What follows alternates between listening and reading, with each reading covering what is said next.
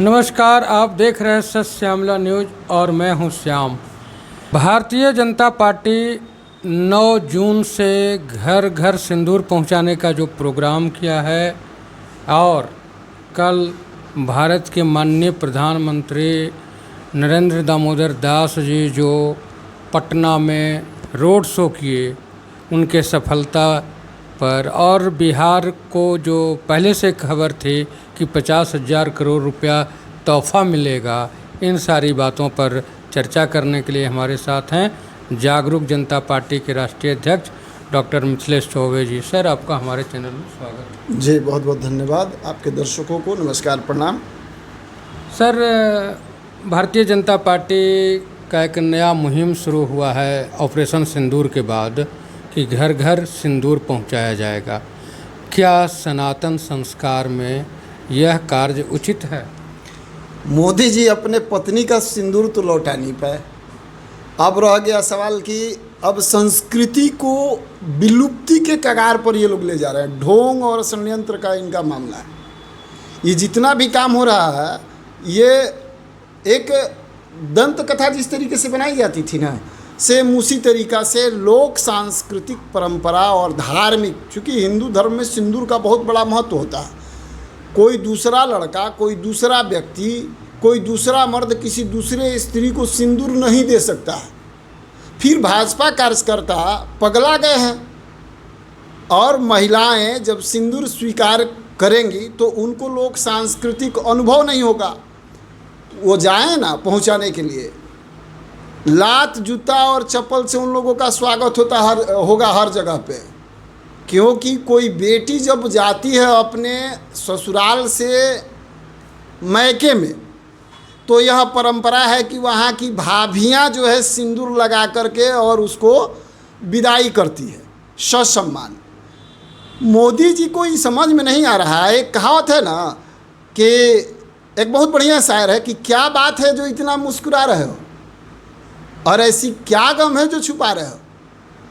तो क्या ये प्रायोजित प्रोग्राम था क्या कि पाकिस्तान से आतंकवादी आएंगे, धर्म जाति पूछकर मारेंगे, फिर हमारे भारत सरकार से जो है अटैक होगा, नाम सिंदूर ऑपरेशन दिया जाएगा, फिर घर घर तक जो है सिंदूर पहुंचाया जाएगा, वाहवाही लूटी जाएगी। अरे जो सैनिक मारे गए उनके घर पे ले जाके सिंदूर पहुंचाइए ना, औकात पता चल जाएगा। इस देश को गुमराह कर रहे हैं नरेंद्र मोदी जी। भारतीय जनता पार्टी के कार्यकर्ता और सलाह देने वाले लोग पगला गए हैं। ये सनातन संस्कृति के साथ धोखा है, समझ गए? अखबार और मीडिया, बड़े मीडिया हाउस से पता चला कि 50,000 करोड़ की योजना मिलने वाली है। क्या वास्तव में ये योजनाएं पहले भी, जैसे पटना को सेंट्रल यूनिवर्सिटी, पटना यूनिवर्सिटी को सेंट्रल यूनिवर्सिटी और कई ऐसे वादे हुए, बिहार को 125 करोड़ देने की बातें हुई, अब फिर नया 50,000 करोड़ की बातें हो रही, ये क्या है? वास्तव में मिल रहे हैं या केवल मोदी की गारंटी के नाम पर होता क्या है? आज तक जो इन्होंने कहा वो किया नहीं, जो कुछ भी कहा। और बिहार को ये लोग तो वास्तव में विकसित ही नहीं होने देना चाहते हैं। इनकी जितनी भी योजना और परियोजना पर राशि ये बिहार के लिए घोषणा करके जाते हैं, ठंडा बस्ता में रह जाता है। पता नहीं उस योजना में जंग कैसे लग जाता है। दीमक लग करके साल भर, 2 साल, 5 साल के अंदर वो गल जाता है। और हो सकता है कि एनडीए गठबंधन है तो नीतीश कुमार भी छाली चाट रहे हों, या मलाई, या पूरा का पूरा ये दूध ही जो है दही और मक्खन नहीं बनने दे रहे हों, पी जा रहे हों। तभी तो सृजन घोटाला के बारे में आगे की कार्रवाई नहीं हो पाई। ये जो लड़कियों के साथ, जो नाबालिग लड़कियों का जो मुजफ्फरपुर कांड का मामला था, उसकी प्रॉपर वे में जांच नहीं हो पाई। कितने जो सृजन घोटाले की बात जहाँ तक थी उस पर काम नहीं हुआ। गोलमाल है भाई, ये सब गोलमाल है। यह लोग जो है बिहार के चुनाव जीतने के लिए कुछ भी कर सकते हैं। कहना नहीं चाहिए सबकी माँ बहन बेटी एक बराबर होती है, लेकिन ये किसी को नहीं छोड़ेंगे।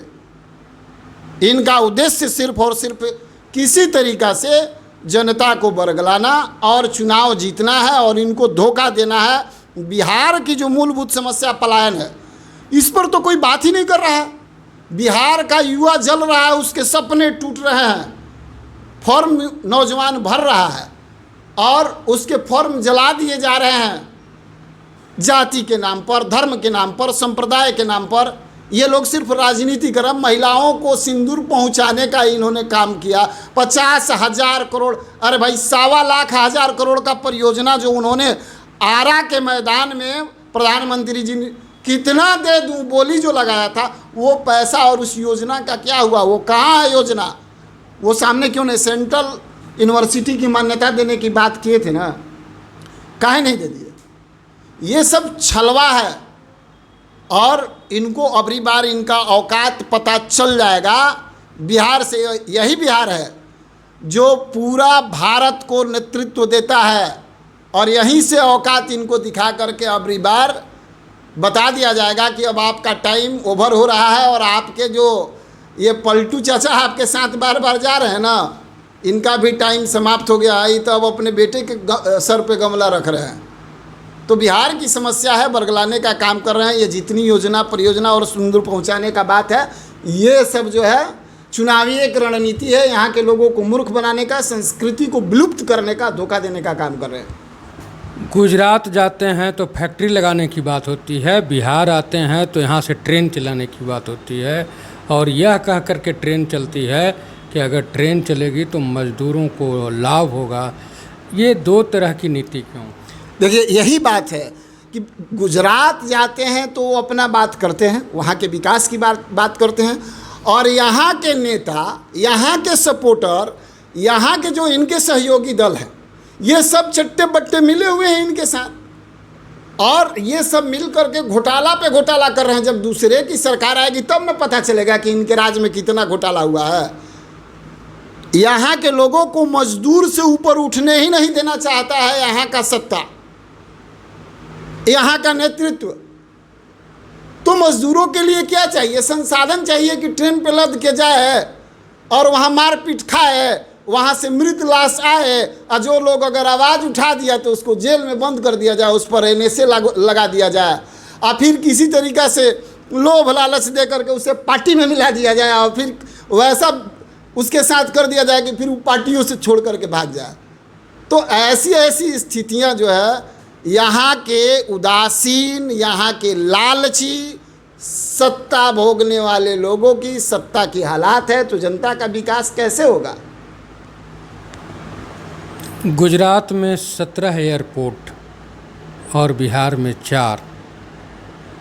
गुजरात में 1 लाख प्रति व्यक्ति पर 11 किलोमीटर सड़क और बिहार में 1 लाख प्रति व्यक्ति पर 5.5 किलोमीटर सड़क।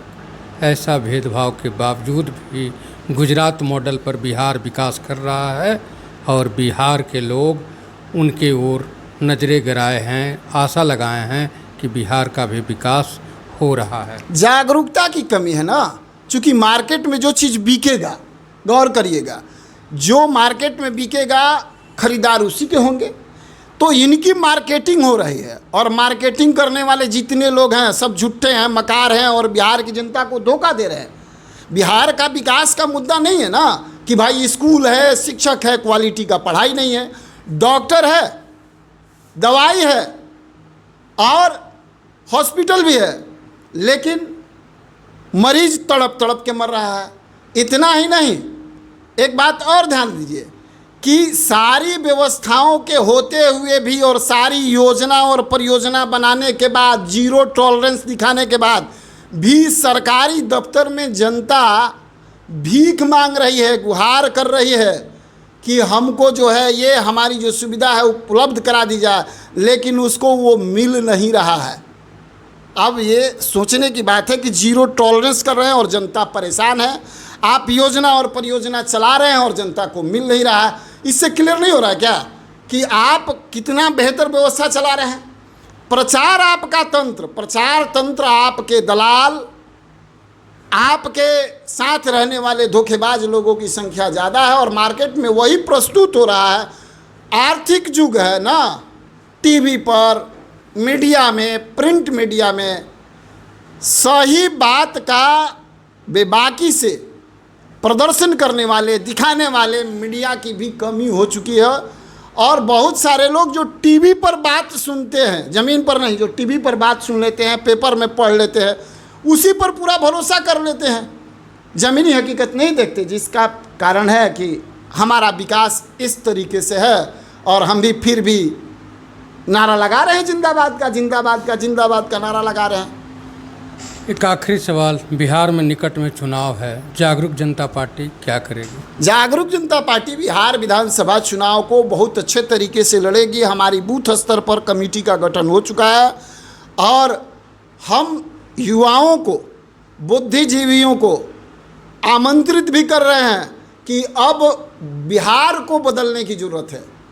कब तक बिहार के लोग पलायन के लिए मजबूर होंगे और कब तक यह बिहार, जितना आंकड़ा आपने जुड़ाया, इससे कई गुना अधिक आंकड़े में हम लोग पिछड़े हुए हैं, व्यवस्थाओं में पिछड़े हुए हैं, शासन प्रशासन के रूप में भी हम लोग बहुत पिछड़े हुए हैं, राम भरोसे चल रहा है। शिक्षा में भी दूसरे पर आश्रित है, स्वास्थ्य में भी दूसरे पर आश्रित हैं, रोजगार में भी दूसरे पर आश्रित है।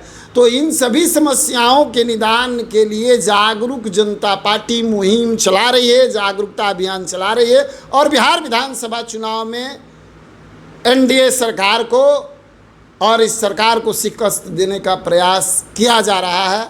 बाद बाकी जनता को हम कितना जगह पाते हैं, ये समय तय करेगा। अभी आप जागरूक जनता पार्टी के राष्ट्रीय अध्यक्ष को सुना, इन्होंने कहा कि अगर सिंदूर लेकर भारतीय जनता पार्टी के कार्यकर्ता सनातनियों के घर तक पहुंचेंगे तो उनका स्वागत बेहतर तरीके से होगा, जिसमें चप्पल और जूतों की कमी नहीं रहेगी।